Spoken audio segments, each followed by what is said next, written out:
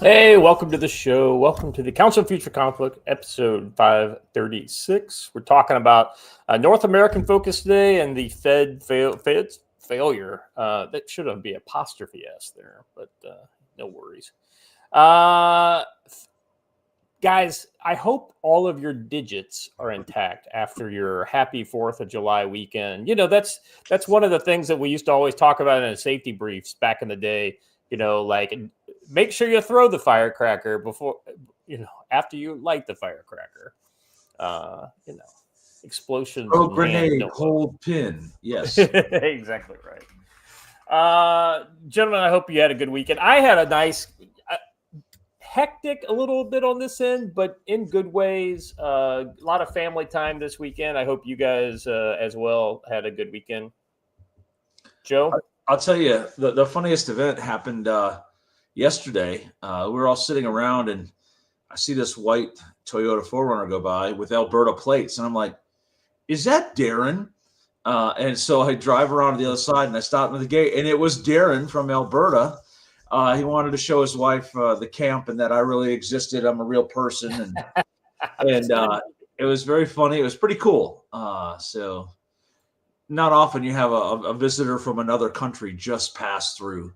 Just pass through, right? You know, right. Just to prove that you aren't actually a girl named Josephina that he's been coming to see. Right. So it's actually pretty neat, and he's grateful for the camp, and what we do here is become a big part of his life, and I'm glad to hear that. That's what we want it to be for our people, right? Yeah, I tell you that the only great things coming for the camp there. You guys got such a great location and some great plans. So looking forward to everything.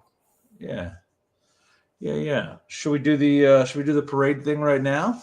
Well, let's say hello to Watcher first, and then we'll go into the parade. Watcher, how you doing, brother? How was your 4th? It was good. Honestly, I know we're going to dive right into stuff, and so I'm just going to take a moment and front load something that I forgot to talk about with you gentlemen before we came on the show. I'm going to forfeit my time talking about how the 4th or how my 4th went, and I just want to say, gents, y'all know Rick, longtime viewer, longtime donator in our chat. Yeah. Rick is making a logistics trip down to deliver supplies to the affected areas of Texas. I'm going to post the link here. He's got ways that you can help support that trip that he's making. God bless you guys. This is absolutely you guys doing what we tell you. The Lord's work. Yeah. Well, and it's no better way to make a connection than to help somebody. Whether you don't have to go across country to do it. You could just do it locally. Some family needs help, and you reach out.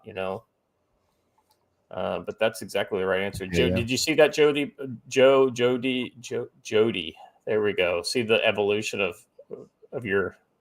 Yeah, I see that. You know what, Watcher? That brings up another point that we forgot to mention that we were going to do on Friday. Longtime member of the chat, Mark LaForce. That's right. He was always in the chat every single day. Great guy, former Detroit Red Wings, former Philadelphia Flyers, Toronto Maple Leafs, New York Rangers, and Ottawa Senators. I didn't realize this. We got some photos of him there. You guys will remember he was in the chat almost every day. He died on March 31st. And what was his screen name? No, Mark LaForest. He went literally. Mark LaForest. Okay, yeah. Okay, gotcha. Yeah, I remember his name. And former professional hockey player, just a great guy. Someone that I was a fan of growing up, and then for him to send me a note one day that he's a big fan of mine, I was like, dude, the tables have totally turned because I'm a huge fan of yours. So we wish Mark LaForest's family well, and we're sorry to hear of his passing. Yeah, that's said he terrible. died suddenly at 62. It didn't really give a cause of death, but that is a shame. I tell you, every time you hear about somebody dying, like in that kind of golden age kind of time frame, that late 50s, early 60s, scares the shit out of you just because, we're all, none of us are that old yet, but man, we're getting close, Joe. We are knocking on the door. I know. And it's a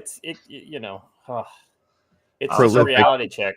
Right. Hockey is the best sports ball to ever sports ball. Yeah. And if you want to talk about, He was an excellent goalie. He was such a good goalie that he was highly sought after for multiple teams who were lacking that, which is why he ended up playing for a lot of different teams throughout his career.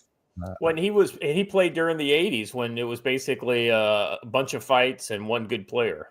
Yeah, 80 and exactly. through the late 90s. Yeah. So good man, and will definitely be missed. He will. He will. Hey, so this happened over the 4th. I got a participation award. So, Look at you. Thanks for showing up, Joe. Yeah, I got a participation award for the American Legion. But more importantly, if you want to pull up the photo of Alan there, Washer, the Camp Ponderosa fire engine won the best decorated emergency vehicle, first place in the parade. And if you don't know Alan, this is about as emotional as Alan gets right here. Right? He was very happy to get that award. He's a good man. Here's the fire engine. It's a classic, beautiful truck. Runs like a top, and we put all of the services flags on it. There's a couple more photos going all the way around.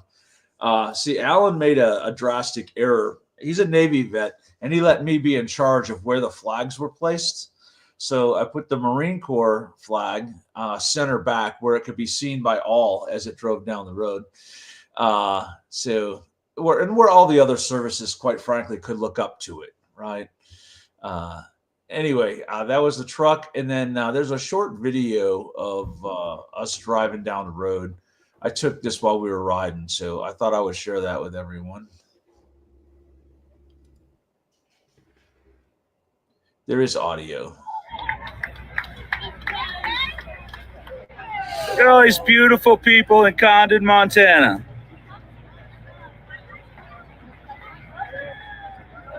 I guess somebody said something to me. So it was actually a pretty big parade. There were a lot of good people there, and it was a solid parade. And there were a lot of horses, a lot of old school stuff that you don't see anymore, and it was very refreshing, very cool. And that was us blocking Montana Highway 83, literally the only road between Steely Lake and Kalispell. So the cops kind of made us hurry it along so we could get it done. But it was really, really cool. A whole bunch of emergency vehicles, horses, community groups. Really cool parade. Glad we could be there. And yes, hon, she had on a shirt and pants, right?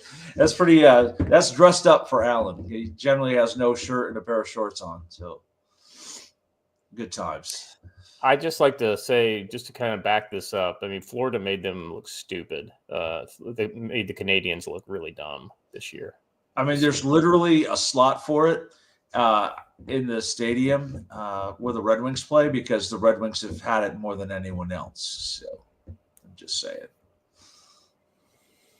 All right. Let's see.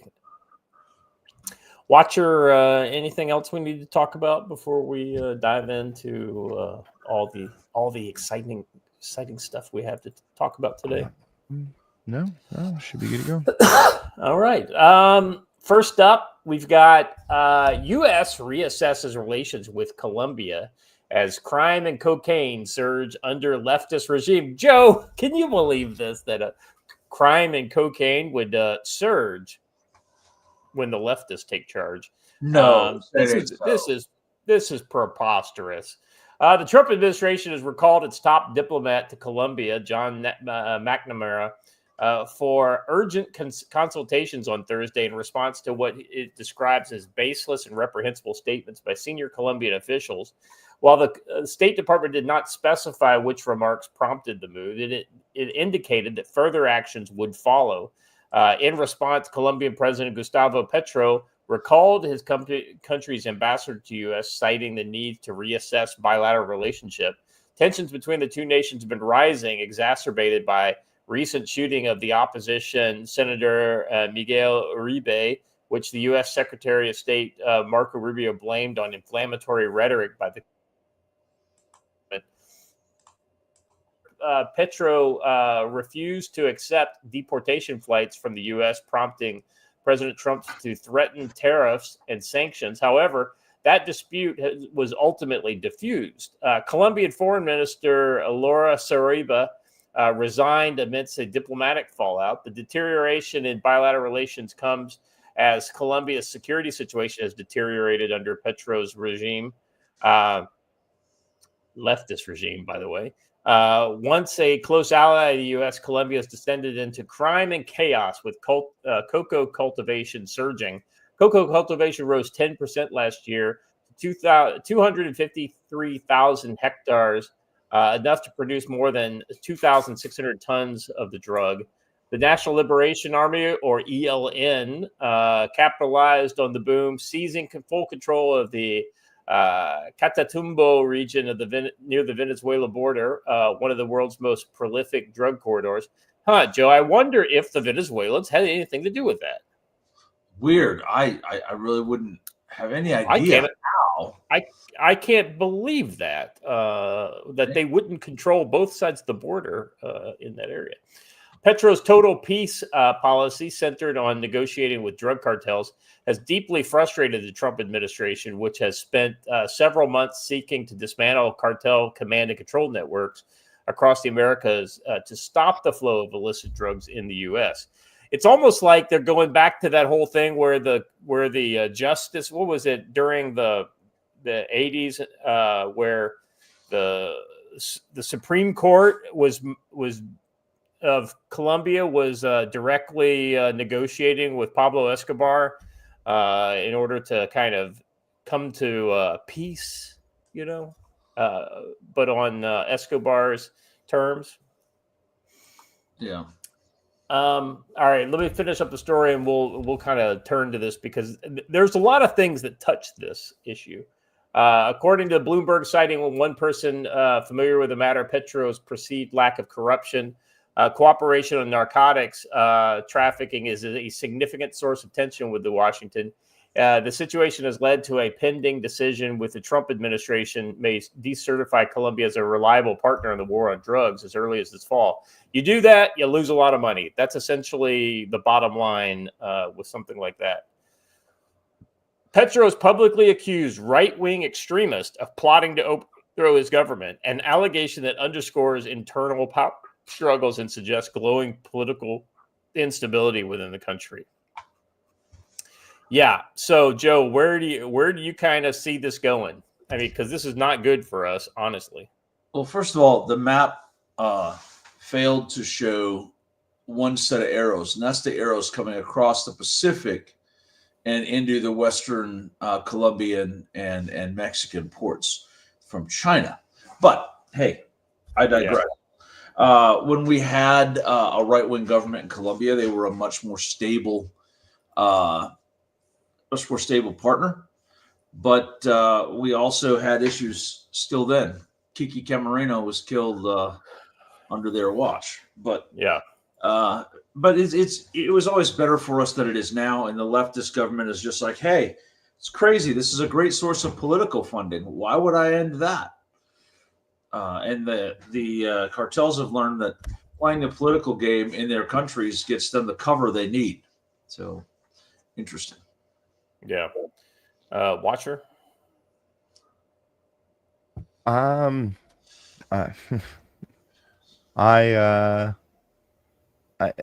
just watching and wonder how all these leftist governments are now developing in South and Central America. I have nothing to say, but it's almost as if I had a joke there, and my brain's not letting me work out how to do it. I need some more caffeine this morning. But it almost seems like the Obama administration was very successful in, shall we say, setting up. What's the word they always like to use? Root causes, which cause mass migration. And putting their leftist buddies in power is generally an excellent way to do so. And here's the other thing, too. It's like, I think that you're right. There was probably some of the the Marxist alignment with the Obama administration. But that being said, I think that China has absolutely kind of stepped into the region and has become a very powerful force. Whether it's the fentanyl precursors coming in from, like Joe mentioned, or whether it's the money finding its way into the pockets of these far left political parties, with Venezuela and being the kind of the shot caller, if the way I see it. I mean, Joe, if you think it's a little different, you let me know. But I see when it comes to the leftist insurgency within South and Central America, I think Venezuela is the funnel for the money, the way Cuba used to be. I think that Cuba is just, basically marginalized itself in so many ways. Cuba's become a listening station, and Venezuela has become the leader of the Marxist march. So. Yeah. Now that being said, I don't think that what's the guy's name? Was it not Calderon? Is that his name? The guy in charge of Venezuela? Is that Calderon? No, it's what's his name? Maduro. Maduro, yeah. Yeah, Maduro is not the shot caller. That guy is just a station keeper, essentially. The shot callers are different people. I don't know who the locals that are the shot calling are, but I would imagine the shot caller right now on the Marxist side of South America is Lula. But Lula gets his orders elsewhere. Well, yeah, right. I mean, so he may be like the biggest puppet, essentially, right? Yeah. I think that's there's not a whole lot of shot callers. Yeah, right. Yeah. The district manager. And Maduro is the assistant to the regional manager. I'm gonna need you to come in on Saturday. Yes. Your TPS reports are not. All right. Yeah, I mean, so, and then if you don't think this doesn't touch the cartel situation in Mexico, once again, you're fooling yourself. The irony is that because of the cartel penetration is so great within the country of Mexico, we'll be talking about Mexico in the first segment of the show. Where's Calderon at? Felipe Calderon. Who's that? Oh. These names just pop into my head sometimes, and I can't remember the association sometimes. Let me look it up. It's hard to remember. Anyway, the president of Mexico. There we go. I knew it was one of those guys in there somewhere. But the penetration of the cartels in Mexico is such to the point where I don't even think there's an effort to really infiltrate or dominate Mexico with a leftist government. I mean, they are already left, but it's like Mexican left. It's not, which is just means it's just another word for corrupt. But Joe, we've also got the action into Guyana as well that has been basically put on pause. That we thought was going to happen 2 years ago, but it's put on pause on a large scale. But the folks who live there are still dealing with Venezuelan encroachments every day, right? And random checkpoints by militants who look an awful lot like Venezuelan troops. Right. And of course, you've got Venezuela electing a government for that region that they don't even control yet, setting up a shadow government, essentially. And they're infiltrating little, I guess the Russians were little green men. I don't know what we would call them in South America, little brown men. I knew that was coming. Devoid of insignia into the disputed area. I can't remember the ESCO, whatever the disputed territory is. Yeah. Karen, I feel like I missed part of this conversation, but a roof fell in. I hope everything is okay. Till the head fully attached. Yeah, that's I'm missing something there. But I hope you're doing okay. Yes. Yeah. All right. let's move on, shall we? So we got a series of Russian odds and ends today. Russia / Ukrainian / other parts of the region odds and ends. So first up, yes, Ukraine is striking back, but in a way they're not. Russia army captures 2 more settlements in 3rd straight month of advance in Ukraine's east. This is further proof that Ukraine is just about to win. Just about to win any year now. Russia's military announced Sunday that its forces take control of 2 additional settlements in eastern Ukraine, specifically one in the Donetsk region and the other in Kharkiv, or as Joe would like to say, Kharkiv. Kharkiv. That's how you say it. It's not how I say it, buddy. I speak English. I say Kharkiv. The statements indicated the villages of Pidu Bidny and in Donetsk and Slobodivka in Kharkiv are now under Russian control, though the Ukrainian side has not yet acknowledged this. Pidu Bidny had an estimated pre-war population of 500, so a booming metropolis. And the Dnipropetrovsk Oblast border. As for Sobolovivka, it lies around 2 miles west of Kupiansk and is outside the areas previously claimed by Russia, according to the Institute for the Study of War.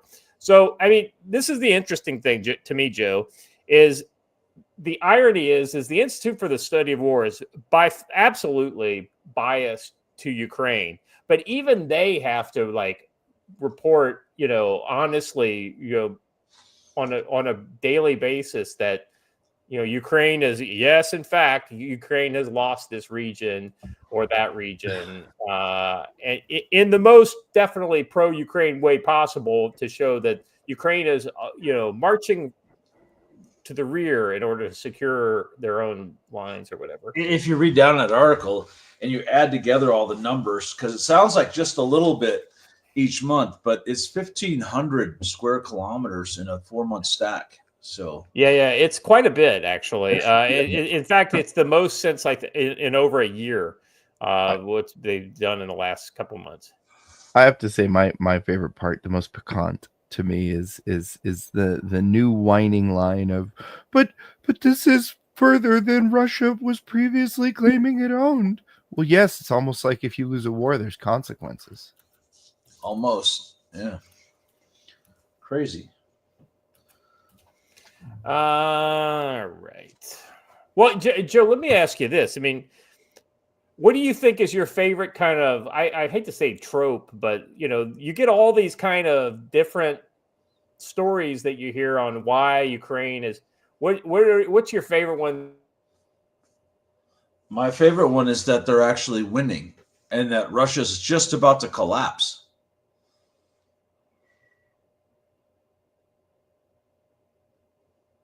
Uh-oh. I think we might have lost Scott. Yeah, we lose Scott. Ow. Yeah. He's got an internet problem this morning. He should be back any minute. Yeah, there were also some strikes over the weekend to back up what Rick is saying, backing all the way up to the Dnieper and down to Odessa. There were actually strikes in Odessa and McCullough right along the Dnieper River. So that does kind of prove that we do still have some potential action in the Odessa. Oh, he's back. And he's back.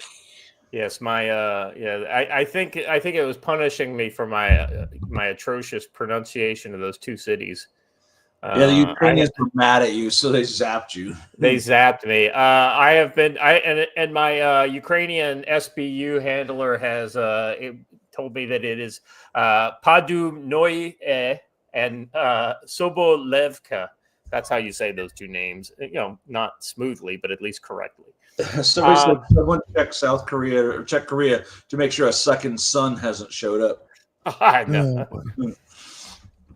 All right. Let me let's see. Let's just kind of According to the analysis by AFP, this is the third straight month of Ukrainian forces advancing into Ukraine's east after a stagnant front line during the winter. Russia's military advance in June accelerated for the third consecutive month and made its largest advance since November, according to AFP's analysis of the data from U.S.-based Institute for the Study of War. The Russian army took 588 square kilometers, or 227 square miles, of Ukrainian territory in June, compared to 507 square kilometers, or 379 square kilometers in April, and 240 square kilometers in March, according to that's what you were talking about, that up to 1,500. And then drone assaults from both sides continues to be a feature of the war, with Russia just days ago having unleashed, and we're going to talk about that in the next story here. Kiev was targeted again on Friday. If you go down just a little bit, you can kind of see the map. This is kind of a zoom in on the Dnipro area. And if you can see on the far left side, you can see the border of the Donetsk Oblast and the Dnipropetrovsk Oblast. I'm having to read that name like sideways here, so apologies. Let's see. And so all of this is all based on geolocated footage and open source kind of reporting. So oddly enough, a lot of times when the Russians do their little victory dances or raise the flag type thing in a city, that's the kind of proof that they're going off of.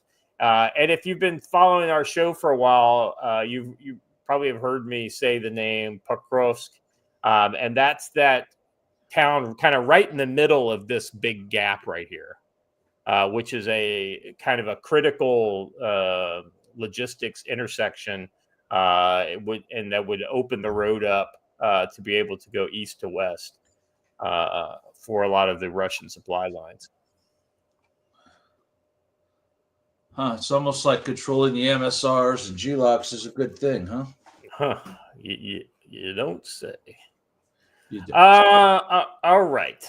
Let's. Before we move on, Steve says they're getting good at these encirclement operations.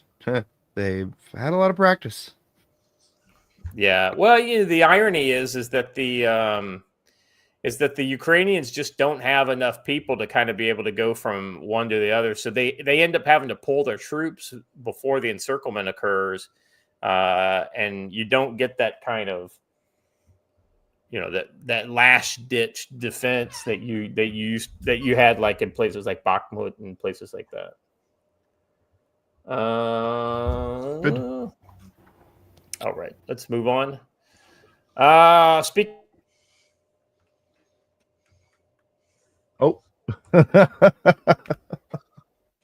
Frozen.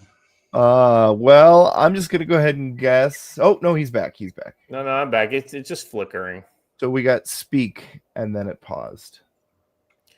So this next story is 2 days old, or 3 days old. Kiev hit by barrage of drone strikes as Putin rejects Trump's truce bid. Basically, Putin has decided that it's not in my best interest to have peace. Well, the terms that we have offered, he can get on his own. So I don't see why he would. And I'm not saying he's right, but I'm saying that we haven't offered him anything that he doesn't already have. So there's no incentive for him to stop.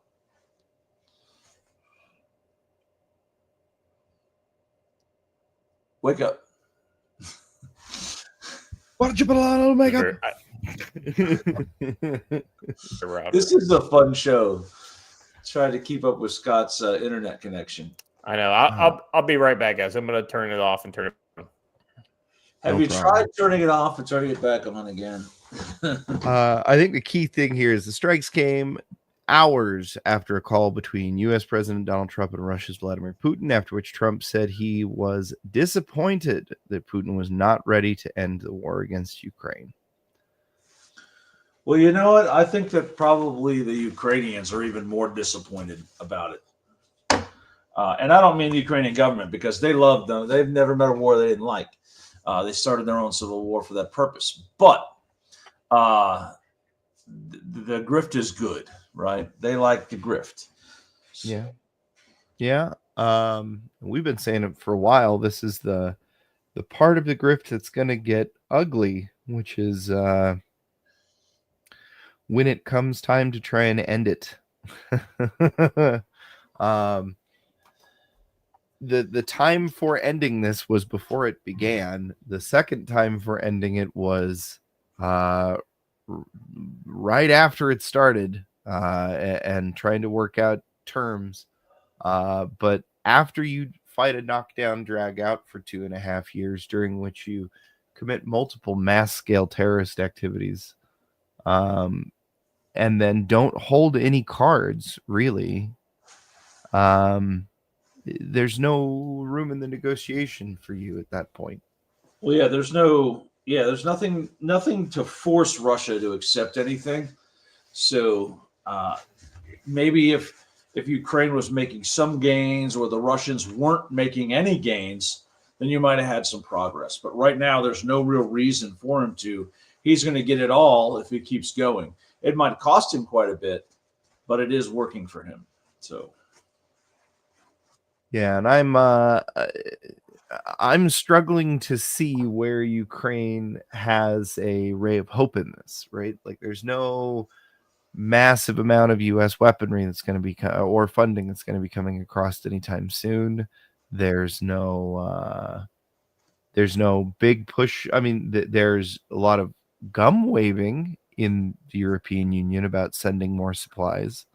The same people who took like 6 months to send a batch of helmets are now apparently going to step up and replace everything that the U.S. has gotten more. That they're not going to, but they say they're going to.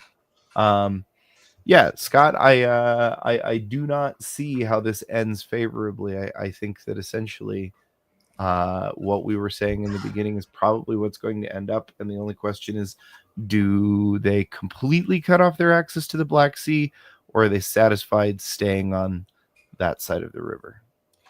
The interesting thing here is that I see Russia as a pretty easy path. Well, I won't say easy. I will say they have a fairly consistent path to be able to consume most of everything south of Kharkiv. Yeah. But I'll be honest with you, the Russians have not covered themselves in glory. They haven't been like, von Schlieffen planning it through this whole thing. It's been very brute force, Oh, for sure. Fighting harder, not smarter. And so I don't see them taking. Oh, boy. Well, I agree. Brute force has a strength all of its own, and it is effective, and it is working. I also agree with that. I think I must not have expressed myself properly. What I was saying more is less that Russia has the ability to just waltz in and take everything, but more that that they have no incentive to stop. Yeah, that's true. But nobody says at the end of a war, I know that you seized all this territory and that you defeated them and destroyed their economy, but it doesn't count because you didn't cover yourself in glory. I'll point out once again, or I'll point out now that the map no longer looks like Vietnam. Go ahead, Scott. But I guess my point is that this is a hard fight. This is not something that the Russians there's some kind of magic thing that's going to allow them to do a big like a right hook and come in and some sort of blitzkrieg kind of thing. It's not that kind of war. Yeah, certainly not. They've just got the it's a lawnmower basically, right? Like, it's not elegant, it's not fast, but it gets the job done. Yeah, I mean, I guess I think that Putin is looking to gain some specific key points. And once he does that, then he will, I think, sue for peace. $10 from Phil Coggins here says, I don't see how they can hold any territory on the far side of the Dnieper. Yeah, I mean, south of a certain point, right? Because I think that they could probably hold it up in this area. Okay. No, but that's not. That's isn't that's this not what he's talking. That's the Dnieper right there. So yeah. So any space between Kharkiv and that blue area would still be on the near side of the Dnieper. He was meaning the Russians. I thought he meant the Ukrainians. Yeah. And that's literally what, if you're looking at this map here, if you follow the line, this is Zaporizhia, where the nuclear power plant is down here. Well, anyway, that blue section that goes east to west right there. Yep, that's in here, and then it goes up, and then kind of to the northwest up to Kiev, right? I don't think there's any chance Russia's able to force any of that ground. That being said, a negotiated settlement may give him some of that ground, but I honestly don't think that that's in Russia's best interest. Even though he's made pronouncements that have said recently that he's going to take the entire country, I don't think that's realistic. Well, I'll tell you what would be, in my opinion, I could be wrong here, focus the entire amount of force into taking just their access to the Black Sea, and then hold, because you strangle the entire country out that way. Well, as long as Europe is willing to subsidize Ukraine, as long as those borders remain open, they ultimately will be fine. It'll just take a lot more of logistics kind of support. Unless they're willing to build 10 times the current amount of rail network. I mean, it'll just cost more. If they still can get the stuff they need, it'll just cost more.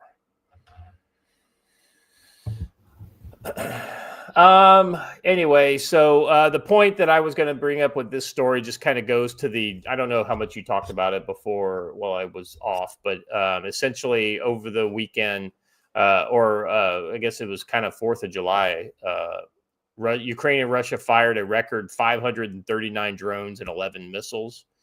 Let's see, Russia's overnight airstrikes broke another record. The Ukraine Air Force said with 72 of 539 drones penetrating the air defenses from a previous record of 537. That just kind of goes to show you that, Joe, Russia's not running out of Shaheeds or any of these these kind of deep strike drone assets either, are they? No, and I don't think either side's going to, because you can turn them out relatively quickly, and there are suppliers supplying both sides. What I find interesting is there's always another drone there to videotape the whole thing. So. Well, yeah, the irony of this, so right here, this is a Russian drone dropping a net on one of these kind of Ukrainian bomber drones. Yeah, bomber drones. So essentially, you've got three types of drones that are in heavy use on the front lines. You've got observation drones. You've got the FPV drones that we're all familiar with, and then you've got these bomber drones, which are pretty large. And they're usually these octocopters versus a quadcopter with a double propeller setup, both on top and bottom. I think they even have some six propeller setup drones as well. Yeah, this is the net dropping drone. Looks like it drops a net and a weight designed to drop it directly to the ground. Yeah. It's also an explosively deployed net, which is kind of neat.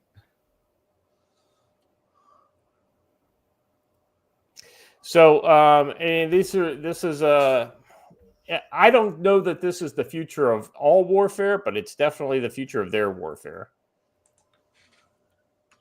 All right. Later on Friday, Zelensky and Trump held a phone call regarding the supply of U.S. weapons. The Ukrainian leader said it would be a very important and fruitful conversation. It came after Washington decided to halt shipments of critical weapons. We spoke about opportunities in air defense and agreed that we would work together to strengthen protection of the skies, Zelensky said. According to Ukrainian authorities, the overnight strikes damaged railway infrastructure, schools, buildings, cars were set ablaze. One of the things that they're not talking about are the military facilities. I know it's been reported that several drone factories in Ukraine were struck as well. Let's see. And now Trump also talked with Putin. He said, I'm very disappointed with the conversation I had today with President Putin because I don't think that he's there, and I'm very disappointed, Trump said. I'm just saying that I don't think he's looking to stop, and that's too bad. The root cause of the war in Ukraine, Putin has sought to return Ukraine to Russia's sphere of influence, and said last week that the whole of Ukraine is ours. And I don't think he means that from the standpoint that it's going to be Russian territory. I think he means that from the standpoint of, hey, listen, like this is our area of interest. And he's right, actually. I'm not saying that he's justified in his actions, but he's right in that it's in their sphere of influence, and we continue to encroach upon that. And we have to take some responsibility for this war. Yeah, to say that the Obama administration didn't have a very heavy hand on how things turned out and ended up happening with the Euromaidan protests in 13 and 14, then, I mean, you're just completely deluded. And then going to the, what was it? Whoa. He meant 2013 and 2014, not specifically 13, 14. I know you people. Carry on, Scott. I thought it was anyway, and to kind of back up on that, the color, was it the Velvet Revolution? Not the Velvet, the Purple Revolution or whatever. Yeah, that was the one that they did in, what was it, 2006, I think, where Timoshenko was put in power. Yes, 2008. I didn't think it was the same year that Georgia went down, but I think it anyway, was. It was because to Putin it was a 1, 2, 3 thing that was happening, and he said, "Okay, I can make Georgia happen first because it's closest." Yeah. Right? Well, and basically it allowed you to see what Putin was willing to accept and what he wasn't willing to accept, and ultimately the Russians had kind of got their guy back into was it Petro Poroshenko? Got him in, or no, Petrovich. Petrovich, thank you. Poroshenko was one of the guys who came later. Poroshenko is the guy we put in place. Right. Like after the initial kind of council or whatever. Anyway, point is that as they kind of got their guy back in charge, and then we basically said, no, that's not going to work. And in 13, as we initiated all that protesting, and then 14. How dare we allow democracy to work? We have to overthrow it. Well, you see that going on pretty frequently in that neighborhood with both Romania, the Czech Republic, or was it Slovakia and Poland now? Canada. I was just talking about that neighborhood, but yes, Joe, you're not wrong. Well, I thought you were talking about the larger neighborhood. Yeah. All right. Anything more on that one, guys? No. Speaking of the larger neighborhood. Yes. Breaking, Ukrainian military intelligence reports that Russia is expanding its military presence in Armenia amid escalating tensions with Azerbaijan.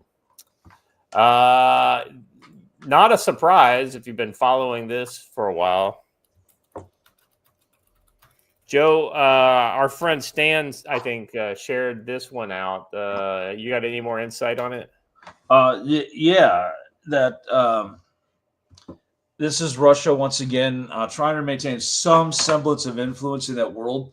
This is the area with the craziest of alliances, and Armenia has been on the back foot. And the PM that's been put in place is, as Stan rightly pointed out, is a Zelensky-like individual. And Russia's like, we're not going to allow this again. So they're trying to retain what influence they have on the south side of the Black Sea and in that general area.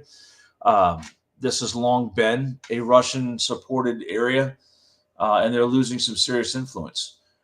This is also a reminder that Russia has an awful lot of military that has not been committed in Ukraine, despite everyone saying Russia has committed everything they have to Ukraine. Not true. 90% of the Russian military hasn't been deployed. They're available for use elsewhere, and that's what they're doing right here. I don't know what happened to Scott yet again. Boy, we'll see if his internet improves once we get off the topic of Russia. Oh, right. I think if everyone remembers their history, as the Soviet Union fell, some of the fiercest fighting in that occurred in the Nagorno-Karabakh region between Armenia and Azerbaijan, which were both Soviet socialist republics. And that underlying conflict has continued to simmer and stew forever. And we still have it today. So it's a very hotly contested area. There was an agreement made in which the Armenians withdrew from Nagorno-Karabakh and a couple of other areas, which then Azerbaijan almost immediately violated the terms of that ceasefire. So it's kind of been a frozen conflict since then, but both sides are still high tension, at the alert. But it looks like now the Armenians are going to get some Russian backup. That's a shame. We had an opportunity to step into the breach there, but we're so busy supporting the knucklehead in Azerbaijan that we don't get it. Reading the chat, it sounds like Patrick Seven's actually out on the ground helping search. Huh. What'd I miss? Nothing. We finished talking about what's going on in Azerbaijan, and Joe gave a pretty good basically a backup of what is causing the dynamics of where we're at now. So there's some specifics that I've got in a different story, and I thought I'd kind of give some kind of like color on what's happening there. So basically, this is seen as, the Kremlin exerting their kind of military and political pressure. As you know, for a long time, Armenia was within the Russian sphere. That being said, the U.S. has done a very good job in recent years to kind of flip the government to be less appreciative of Russian attention. And he's gone again. Damn. Whew. Very, very. Oh, he's back. Very, very frustrating. He's back. I'm telling you guys, it's more frustrating for me than it is for you guys. We'll work through it. So anyway, let's see. 5,000. There's a base in the South Caucasus where they've got about 5,000 personnel. So that's been boosted. There was an accidental downing of that Azerbaijan that flight recently. That was in last December. Near Grozny, I think, wasn't it, Joe? Isn't that where they shot that airliner down? So that's caused tensions between Azerbaijan and Russia. No, the airliner was which airliner are you talking about? The only airliner I know shot down in that region was shot down in Ukraine. You're thinking of so this is I just had it right here. I'm sorry.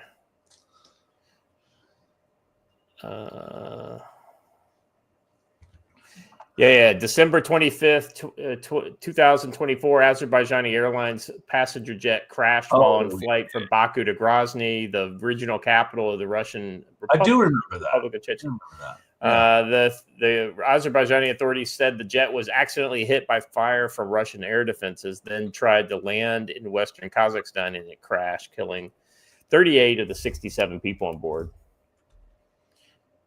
And, Putin admitted that it was an accident, but, I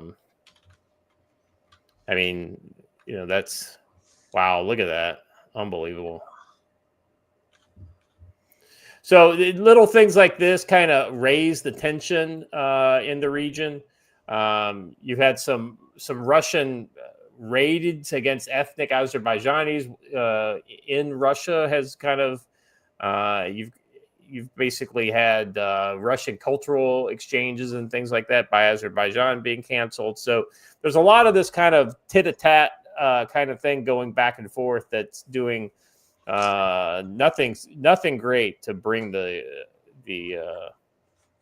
tensions down. And the last thing this region needs is more open hostilities between Azerbaijan and Armenia. Because let's be honest, the Armenian military has proven not to be up to the task recently in recent conflict with Azerbaijan. Well, and funnily enough, unless I'm very much mistaken, I thought that calculation was very different pre-2020. And the main difference appears to have been that Azerbaijan invested in heavily into drones and a few other warfare techniques to help leapfrog some of where they had been behind. Well, right. So you had in 2020, you had the first of the Nagorno-Karabakh stuff, and then the 2023, you had kind of the second round of that. And yeah, Azerbaijan had aligned itself heavily with Turkey and Israel. Oddly enough, interesting combination there. It is a very interesting combination. Right. We're at each other's throats in Syria. Yeah, exactly right. Yeah, it's like they're friends until they're not friends. And so because of that, they had probably an edge on both tactics and capabilities when it came to drones and other things like that. And let's just be honest, there seemed to be a will to fight that you saw on that side. And who knows, maybe it had to do with the influx of recent Muslim combat veterans from other areas, potentially maybe say northern Syria, where the Turks, which are based, Azerbaijani and Turk are very close, likely related. Essentially, if you speak Turkish, you can understand a lot of what they're saying in Azerbaijan because they're that closely related. So yeah, if you don't think that Erdogan doesn't see Azerbaijan as his kind of Ottoman caliphate, Turkish caliphate kind of play, then you don't understand the game that Erdogan's playing. Yes. Yeah. So anyway, that's kind of what's going on with that. I thought that was important just because these kind of wider regional tensions. A lot of times, if you don't understand what's going on in the background, things can pop up and you're just like, where the hell did this come from? All right, Joe, let's talk a little tactical-wisdom.com, shall we? Yeah. Hey, I wrote a little article this weekend. I really struggled with the 4th of July message this year because we've gotten so far afield from what the idea of the 4th of July is. So I just wrote a quick one, no ads in it, nothing like that. So I wanted to detract from it. But the biggest question I ask is, what is the price of your comfort worth it? Or as subtitled, may the chains rest lightly on you. We're so used to our comforts and all of that we are wants to not do the hard things. And we want to, just like we saw over the weekend, we want the government to handle everything for us. We want them to be our saviors and protectors. And that's not what the founding fathers envisioned when they wrote the world's greatest breakup letter ever. And we need to. And Guy Vermectin rightly called me out on that. We have to stop calling it the 4th of July. The 4th of July is just just a general date on a calendar. We have to call it Independence Day because it's the day we said no more. And I guess what I want people to take from my article is that if you go through and you read the Declaration of Independence and list out the grievances there and compare them to modern day, no, Rick, Duke of Malta, Independence Day was not the War of Northern Aggression. That was much later in history. Anyway, if you list out the grievances we sent to King George, ask yourself how many of those are happening to you today. And it's almost all of them. So maybe stop relying so much on the government to do everything for you and to answer all your problems, and do the hard things. Get out there and be fiercely independent. If you decide to be hyper local and only worry about what's going on in your little corner of the world, you'll realize how little the federal government has an impact on your life if you choose to not let it. We're all connected. We're all connected. Yeah. Be free. All right. I do have another article that's going to come out this week about the essential skills of being a man, like the things that we used to have to survive on the frontier and in some of the more frontier states even now, some of the skills that every man should have. And I think that's a good starting point for anyone in preparedness, right? What are the basic skills I should have? Well, we're going to talk about them. Yeah, I'm looking forward to that one. I think there's a lot of that gets missed in this modern day and age. Well, as an example, it happened a lot just with the storms over the weekend. Yeah, but the government didn't warn me, or my cell phone didn't warn me. Maybe you need to stop being so reliant upon technology and someone else telling you things. Maybe learn to look at the sky and know what's about to happen, right? Maybe learn that weather radio is a thing. It's been around since the 40s, and it's dirt cheap, and it's always going to be there for you. Huh. And it's almost like if you did your area study of that area, you would know that this is a very flash floods are a problem. Yeah. All right. So let's before we jump into the to that whole topic, let's cover the brushbeater.store ad for today. Today we're digging into the Texas floods and the fact that Epstein's so-called suicide. And we're proud to bring you another ad for our trusted sponsor, Brush Beater Store. Matt is fearless when he lets me put things like the Texas flood and the Epstein suicide before introducing his or even in the ad for his store. All right. Central Texas drowned over the weekend. Floods swept away entire homes, killed 7, actually killed 37, I think. Isn't that the number we're up to now? No, we're much past that. We're closer to 60. Is that the confirmed number or the missing number? I mean, it was 62 yesterday, and that was confirmed dead. Yeah, so I will just say a lot dead. Numbers aren't particularly important. It's important to know that a lot died, and there's a lot of survivors that are reeling.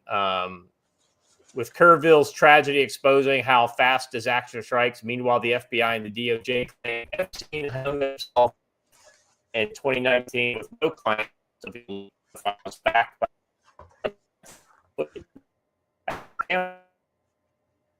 Telling David Bongino fueled doubts. Are we supposed to believe this? Protesters aren't, and neither are we. When the powerful dodge accountability, chaos follows. At brushbeater.store, you can prep for what's real. The tiny SA Ultra Spectrum Analyzer scans RF signals to detect surveillance or enemy comms. Vital when trust in institution crumbles. The level 3A ballistic helmet tested by Matt shields you in riots or disasters, pairing with night vision goggles for 24/7 readiness. The 2025 Small Unit Tactics course trains you to navigate urban unrest and natural crises with classes in North Carolina, Missouri, Montana, and more. Check out the brushbeater.store/collection/training-courses to sign up now. Use our exclusive code CSC10 at checkout for 5% off spectrum analyzers, helmets, training, or any of the gear like radios or optics. Orders over $100, ship for free. Visit brushbeater.store and prep for the truth, whatever it is. huge thank to my friend Matt, the owner, for his relentless support. Like I said, he lets us make the ads that actually showcase what the store is good for. Matt, your dedication to the council and our community's strength is unmatched. Thank you. Head to brushmeter.store, use code CFC10, and stay ready. Not to the episode. I just have to say before we move on that I am desperately in need. I need to find it. I need to find old radio style commercial music to put on behind you when you start to do that. It'd be like a classic old school radio commercial, isn't it? Yeah. I know, right? I love it. At first I thought it was a little kind of kitschy, but at the same time, I think it's got the right, the right kind of. And you got to admit, he lets us kind of associate his brand with what you really gotta like. A normal corporation would never let you do that. So correct. Remember, kids. But that's Lucky Strike cigarettes. Lucky Strike cigarettes. The best tasting tobacco that 7 out of 8 doctors recommend. I like the ones with I remember that back in the day when we used to be able to get candy cigarettes. I think you still can. Yes. You still can. It's frowned. When I was in San Antonio was the last time I got some, and I brought it home for my kids. I think I took pictures of my daughters, with them. Very proud of that. That sounds like something you would do. I also got Big League Chew for them as well. I think they like that better, actually. Big League Chew. All right. 9 out of 10 doctors recommend the smooth taste of Marlboro Reds. That's exactly right, Fit. Yeah, available now at the Brush Meter store. Eagles Rim. If I didn't change the ad every time, we could like just record an ad and then do all kinds of posts and Well, we could record a couple of them if you want to, and I could just have them queued up next time. Well, I one of the things I like to do, kind of like when I'm putting together the notes, is to figure out how am I going to work what we're talking about into the ad. And like I said, I've got the Mad Lib already kind of made up for it. I'm sorry, Joe. Go ahead. Vault Tech commercial type ad. Yep. Yeah. Right. I just want to give a quick visual representation of our next story before we move into it. Hey, yes. You know what? Before we play a game with that. let's reorder for San Antonio. Or are we going to adjust the order? Okay. Yeah, let's reorder. Let's talk flood first. Okay. Because we've already kind of started leaning into it. So I'm going to put that one that you just had up after Amazon link. Okay. And good. by the way, there is I put a new one in. Yeah. I put a second link in under that one right there. So just so you've got that one. Okay. Good to go. All right. So the first one is basically the story of what happened. Texas flood kills 50. This is as of Monday, July 7th. Texas flood kills 50. Search ongoing for dozens of missing campers. This was updated Sunday morning, is what it says here. The search and rescue operations continued in the early hours of Sunday morning as officials in Central Texas confirmed the death toll has now exceeded 50. The urgent search remains focused on 27 missing children from Camp Mystic, a Christian all-girls summer camp in Kerr County, after flash floods from the Guadalupe River tore through the area days ago. Texas Governor Greg Abbott described the devastation at Camp Mystic as horrendously ravaged in ways unlike I've seen any natural disaster. Among the confirmed deaths were at least 15 children. Governor Abbott vowed to continue the search and rescue efforts. We won't stop until we find every girl that was in those cabins. So far, more than 850 people have been rescued across Kerr County and in massive coordinated operations involving fleets of helicopters, 37 boats, 158 off-road vehicles, 10 search and rescue teams, 16 drones, and specialized rescue swimmers. President Trump has agreed to honor a federal disaster declaration requested by Governor Abbott, despite having denied similar requests earlier this year. The Homeland Security Secretary, Kristi Noem, emphasized the urgent need for federal support to Kerr County and defended the government's response, including the role played by the National Weather Service. Separately, online speculation about the possible weather modification programs operating in the region has continued to spread. Now, my understanding is almost all of that has been debunked at this point, but Yeah. Well, it's one of those kind of things you got to consider it. Anytime you see something like this, if there's any of that kind of stuff going on. I think that the people who get into that really heavy don't understand you physically have to be spraying it for it to be working. It doesn't work after you stop spraying it. Like you can't. So and nature is crazy enough to where you don't have to create things like this. Man-made. You were just showing that flood water there. That's pretty crazy. Yeah. Can you play the video again? I wasn't looking when you... Hold on, I just got rid of it. Let me pull it back up. Just a second. Yeah.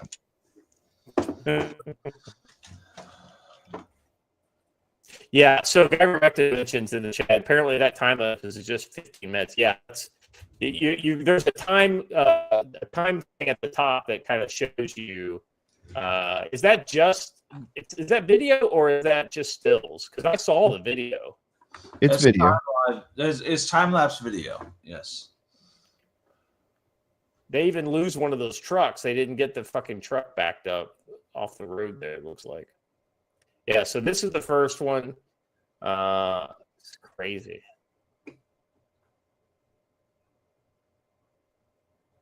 That's crazy. All right. Search and rescue operations intensified Saturday afternoon as 27 of the girls remain missing after floodwaters devastated Camp Mystic in Kerr County. Officials early acknowledged the diminishing likelihood of finding any missing alive. The process is going to keep going. Governor Abbott said the more than 850 people were rescued in the first 36 hours. So basically, if you go down, you want to know why this happens? This is why it happens. It's basically 3 days of rainfall north of San Antonio, upwards of 14.8 inches, 8.6, 21.4, 7.1. I mean, these are just the kind of rainfall totals in these areas over 3 days. It's just, I mean, this is the kind of thing that happens in the hill country, right? There's not a lot of floodplains in that area, and this is the kind of flash flooding you get when you have that.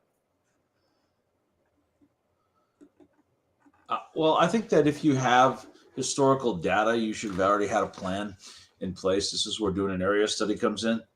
I think that these things happen a lot in Texas, especially.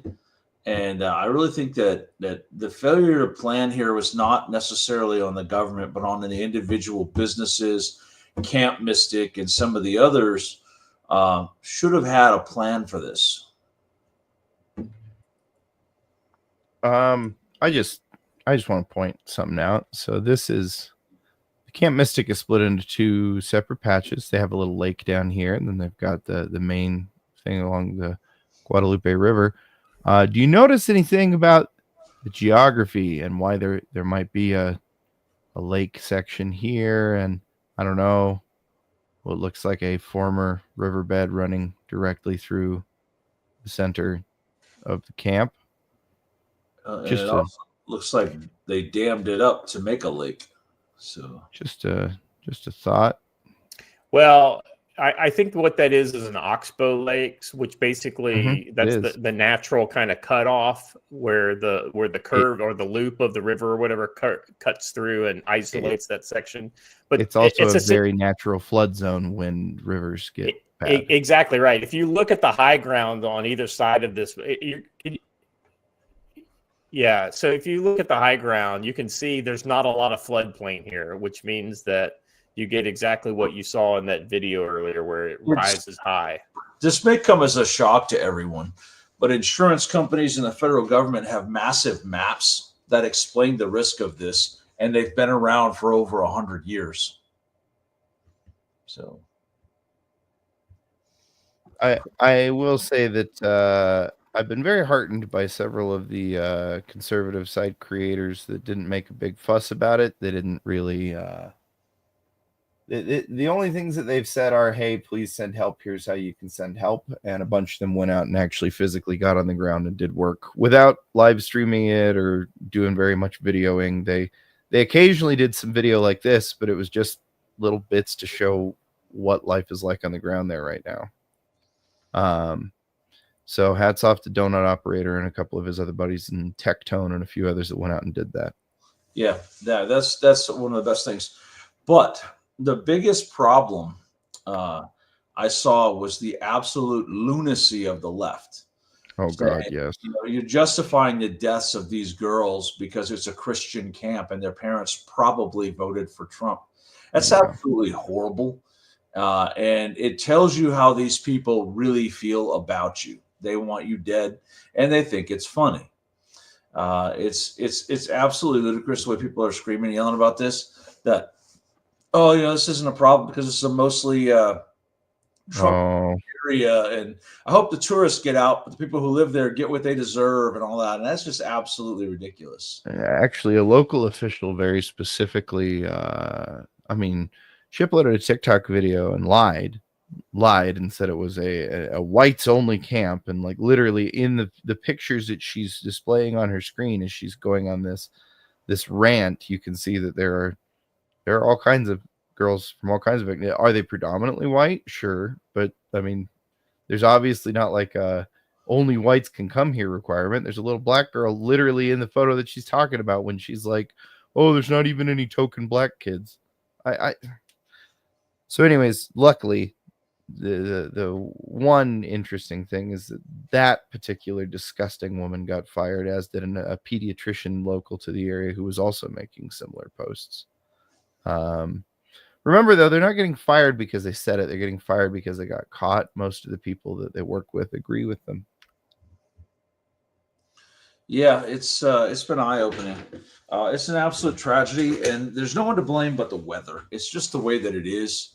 That's just kind of how the weather works, right? We live in such a comfortable society that we forget that tragedies are the norm. Weather has killed people throughout the entirety of human history. Hey, I heard about this one flood that killed almost everybody except the people who actually listened to the warning and got on the boat. What's interesting about that, though, is that while we have the Noah and the flood story, every major religion on earth and every culture on earth has a great flood story. So what does that tell you? That there probably was a great flood at some time. And that means that it's not that new. We can make these climate change claims all we want, but floods have happened throughout human history. They've always been deadly. They've always killed people. Mother Nature, if you fail to respect her, will try very hard to kill you.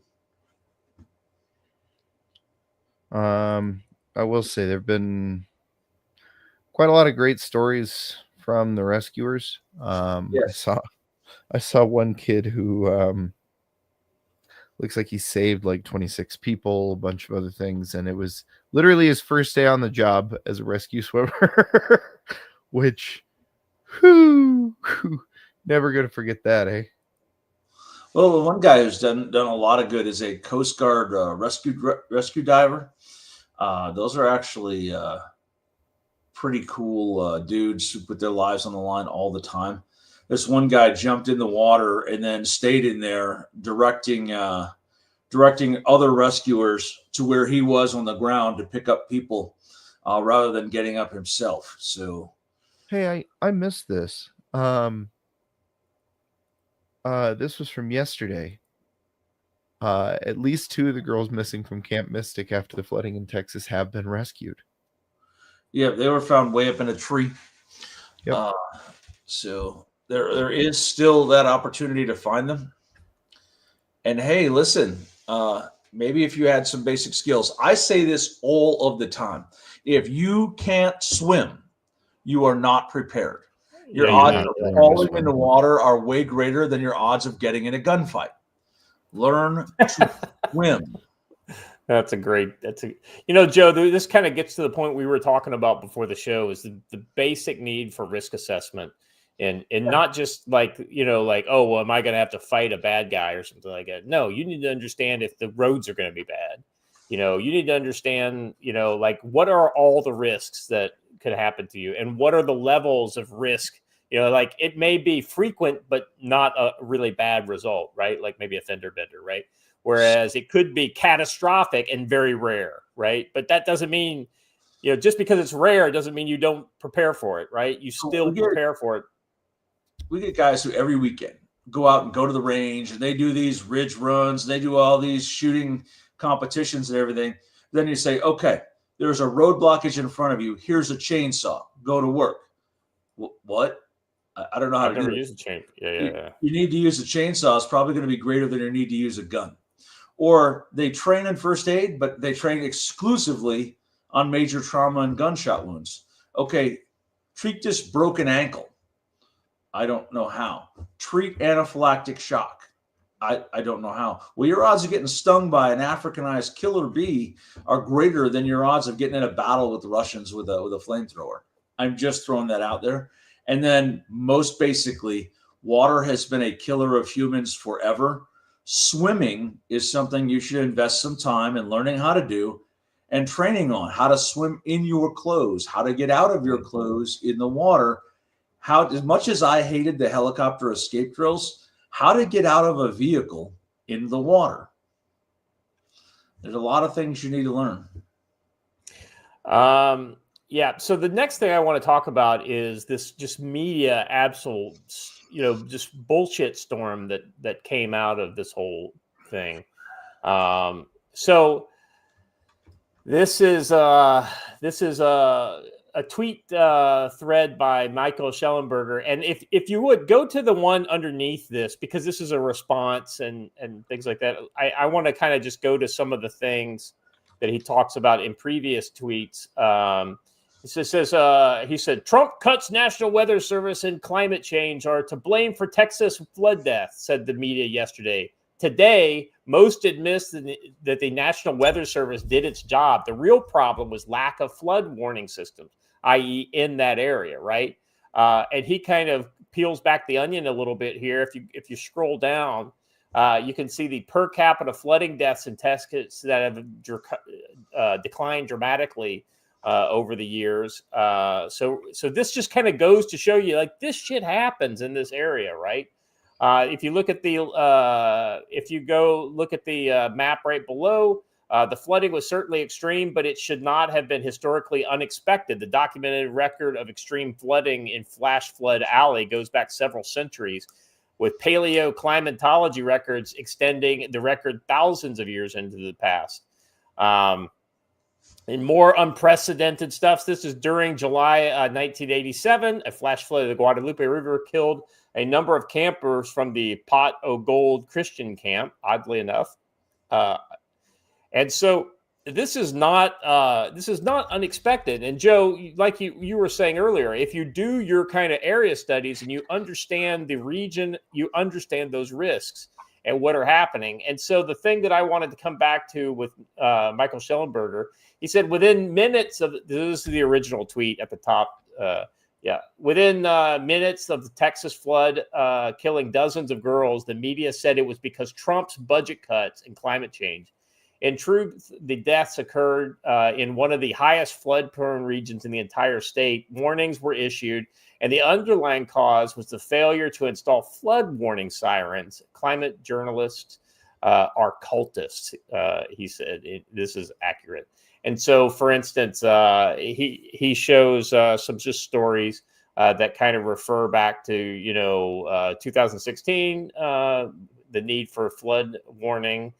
Here's a picture of some of the flood warning towers that are available that could have been installed to that could have mitigated some of this. So it's not some sort of dastardly, federal, malignance or some sort of climate catastrophe. It's literally something that maybe local government, Joe, shocking. Local government might be the one that can actually save your life or potentially put your life at risk if they don't do their job. This is something we saw in LA. The fires in LA were infinitely worse because of the socialist, communists that had taken over LA and California did what they did. In this case, for lack of a potentially warning siren that could have helped these kids have a warning, you may have. We've become so technologically centric that I don't know why we need a specific siren for the flood. Why can't we just use the air raid sirens that have existed since the 50s? We use them for a tornado. I don't know why we couldn't have just used those. But the other thing is that everyone has become so reliant that but my magic life control box, which for the record, mine says I do not consent to a search of this device. Your magic answer box didn't tell me I had to take cover. It didn't tell me I had to leave. Stop relying on this, because guess what? When the weather gets bad, what's the first thing to go out? Cell phone service. The NOAA weather radio has existed since the 50s. It's always broadcasting. They're in hardened facilities with generator backup. So NOAA weather is always going to be there. I posted this one today. You can buy these, and they'll only go off when there's an alert for your specific area. And everyone keeps telling me, oh, but there's an app for that now, so I don't need this. No, you do need this. Stop relying on your phone for everything. Yeah, your phone can be a great tool, right? But once it's disconnected from the wider network, it's just a very portable, nice computer. That's all it is, really. It's a great little handheld book and computer, right? I like to use for data on it. Yeah. Yeah, I was gonna say, if you don't have that data on there when it gets cut off. Now, see, here's the interesting thing, Joe. Somebody's going to claim, "Oh, Joe said I shouldn't carry a phone." Well, I mean, that's an argument that you could make, but it's not because of what the phone is or isn't. That we make that argument. Probably what you do is you might have it in a kind of a Faraday bag or something like that, maybe at times. But like these Faraday dry bags that will protect you from water, available at our friends from SLNT from Silent. It's a Faraday bag and a dry bag. What I tell everyone to do, honestly, is download offline maps. I know that Google allows you to do it, but I'm not a fan of Google. I use Sigic and MapQuest and a couple of the others. They allow you to download pretty large size offline maps. That way you can still use the phone as a handheld GPS, and it's not bad at that. So good stuff to do. Oh, that's Scott's little aggressive reminder to me, or passive aggressive reminder. No, actually, I thought it was cool that somebody out of the blue just did that. I honestly hadn't thought of it, because I pledged to you, Joe. I did this in private, and I don't mind admitting in public that I will never ask anybody, you or anybody else, to post the show ever again. So thank you very much, Old Jack Spirit, for doing that. All right. Let's see. So that's the first thing in North American focus that I wanted to talk about. The next one is down in Mexico way.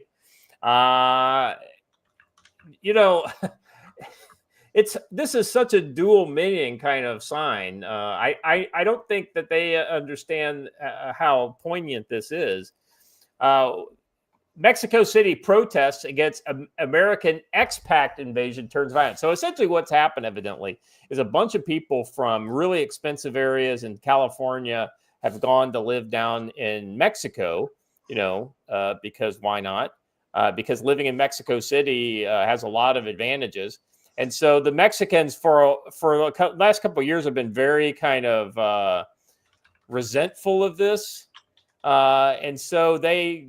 you're basically your Mr. I Hate America, like Antifa types from Mexico took to the street and mobilize some of this kill a gringo energy that's going on around there, and protested, and there's some property damage was done, as you can see when they pushed that awning over. In a role reversal that underscores a universal resentment of economic and social impacts caused by a major influx of foreigners, demonstrators marched in Mexico City on Friday to protest against the city's status as a new hot residential destination for American expats and remote workers. Though it started peacefully, many demonstrators turned violent, with some of them accosting Americans and smashing the restaurants, banks, and other businesses that cater to them. Angered by soaring, because heaven forbid Mexican businesses make money off of these rich people that work and live in these areas. I understand the sentiment, but this is like the exact opposite of what we're doing. We're basically, kicking poor workers out, whereas they're basically trying to harass people with money that are willing to spend money down there. But I'm sure they'll leave. No problem. You want me to leave? I'll go live in Belize. They'll be more than happy to take my. So here's the problem. The Americans are there legally. Right. That's exactly right. Out there.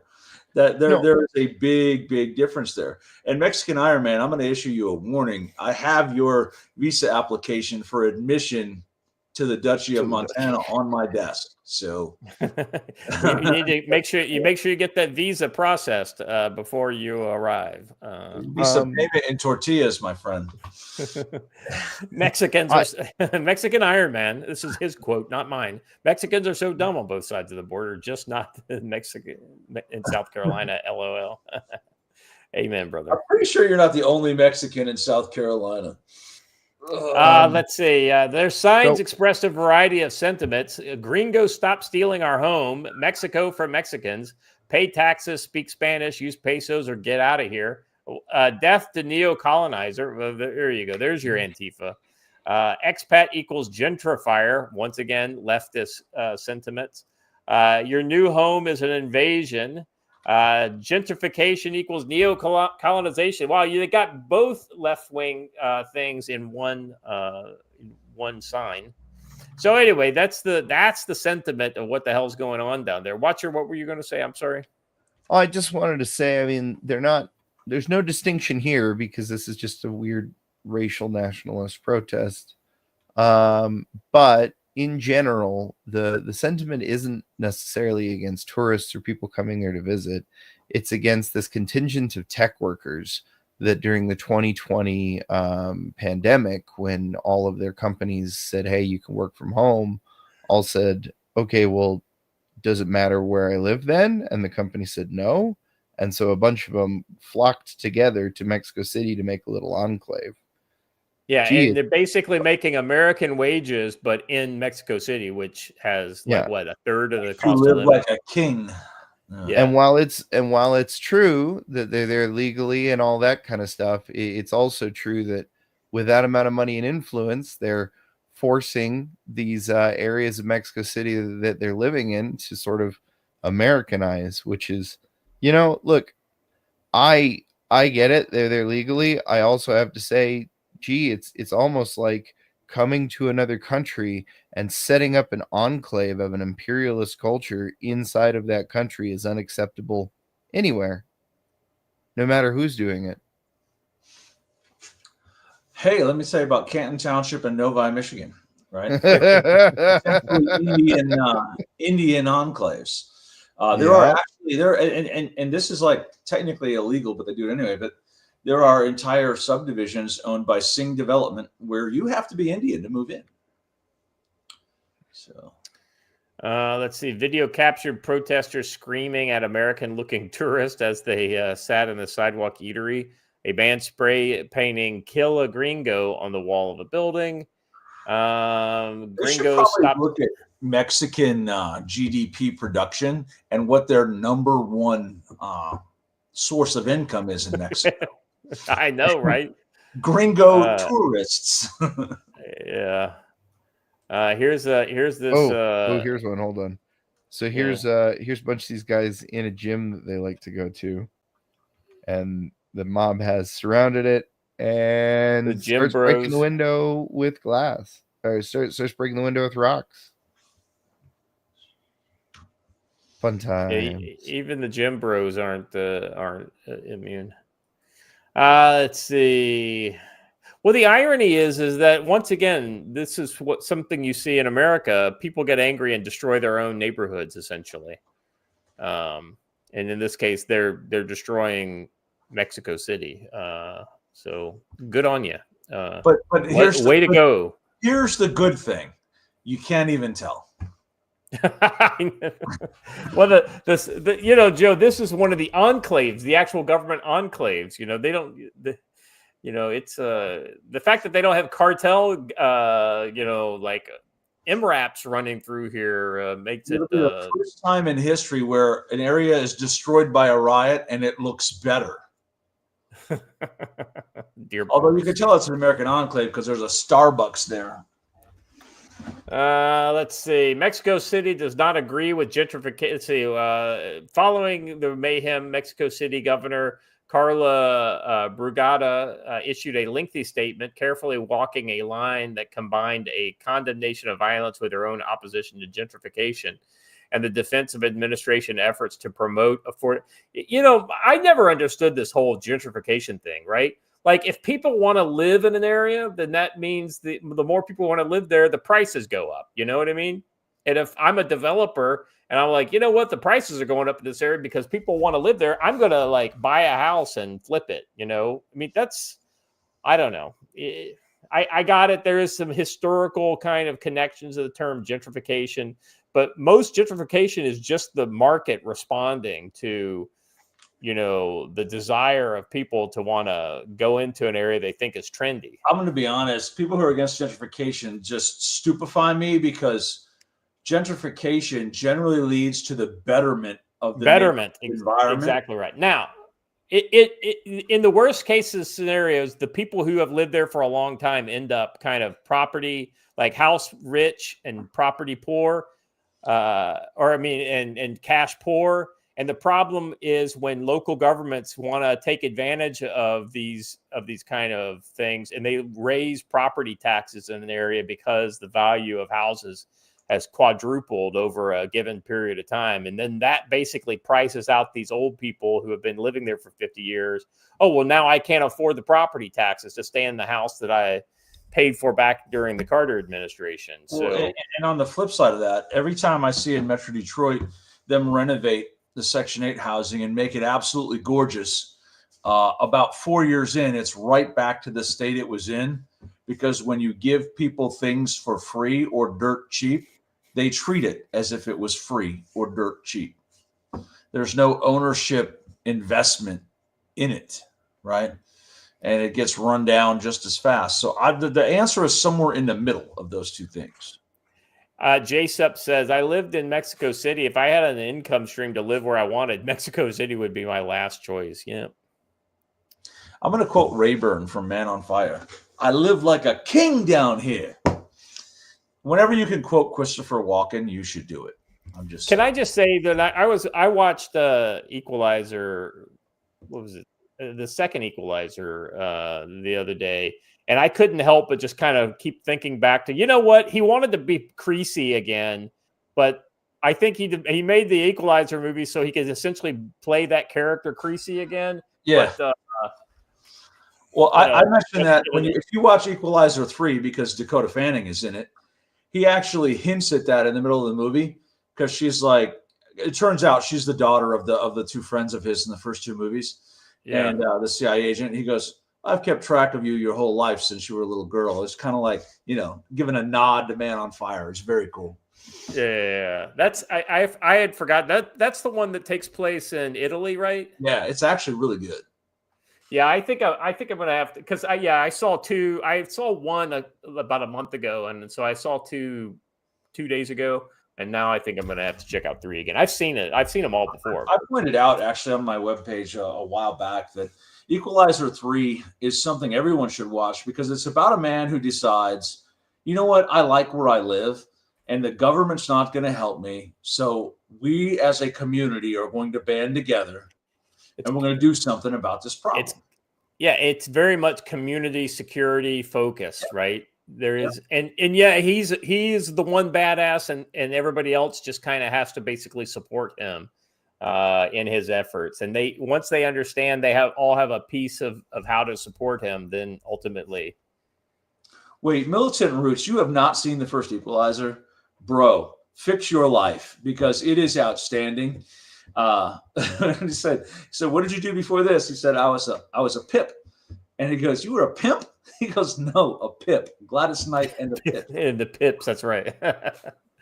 Well, I'll be the one thing that stuck with me about 2 is I didn't want him to get into the details about what he did as much as they did. I was like, because once you get into details, if you know anything about that world, you're just kind of like, that doesn't quite track or whatever. Like when you say Black Ops or something like that, you're gonna be like, okay, Black Ops. I mean, that's just kind of a generic term for it. But when you say something like, for instance, so we went to see the new Jurassic Park movie today. I give it about a 5 out of 10. Not awesome, but it was passable summer fare, right? And if you want to see something with an action thriller with the family, it's fine. But when the Scarlett Johansson mentioned, we worked in MARSOC together. I'm like, you did? Yeah. You and how many other women were in MARSOC at that period of time? Right. Oh, exactly. You're what? You're 50 years old, so that would have been 20 years ago? I don't think so. Oh, you know what? The MARSOC thing is actually another hat tip to Man on Fire, because Man on Fire, he was a Force Recon Marine. Yeah. Which is MARSOC. So. What's the line Christopher Walken delivers? Creasy is an artist, and he's painting his masterpiece. He's about to paint his masterpiece. How can I help him? Stay out of his way. Great. That's one of the best scenes in the movie. I know, right? Well, Christopher Walken is so great, man. Like one of my favorite scenes of his has got to be from True Romance. The when he plays the Detroit gangster. Yeah. We're great. Anyway, all right. So we got a little off track. You know what? When we do our no topic show, we should talk. And let's see. Is Watcher, you there? I haven't heard you since you came back. And he's still not answering. I just came back. There we go. There he is.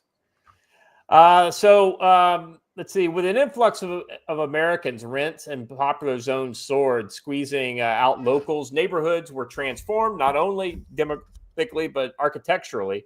One protester, a 19-year-old college student, told the Associated Press that she's watched the transformation of apartment complexes from residents for locals to rentals for tourists. There are a lot of foreigners, namely Americans, come to live here. Many say it's xenophobia, but it's not. It's just so many foreigners have come. Rents are skyrocketing because of Airbnb.